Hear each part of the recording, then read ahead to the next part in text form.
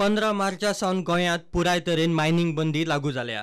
खुबश्या जाणांक दिसता ऑक्शन केल्यार घे म्हूण राज्याचे तिजोरेत पयसो येतलो, पूण परिस्थिती तशी ना। कित्याक ते समजून घेवपाक पयलीं मायनिंग बंदी पयलींची सिस्टम पळोवया।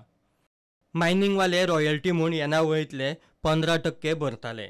रॉयल्टी सोडून आनीक 5% डिस्ट्रिक्ट मिनरल फंडाक भरताले, 10% Goa mineral ore permanent fund, 30% export duty आनी बाकीचे सेस।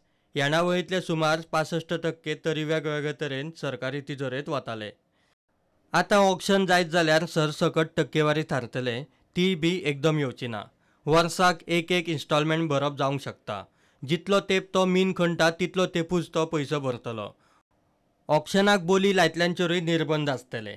मीन खणूंक निर्बंध आशिल्ल्यान चड बोली लावन लॉसांत वचपाची कोणाचीच तयारी आसची ना।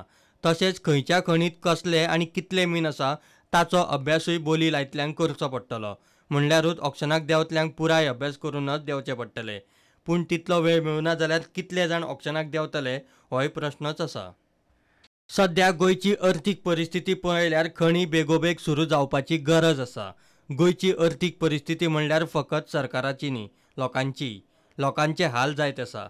अशा वेळार ऑक्शनान कितले बेगीन परत वेवसाय सुरू जावपाक शकता हाचो दुबाव आनी ऑक्शन घोशीत केले जाल्यार कितले जाण येत ताची धडगत ना।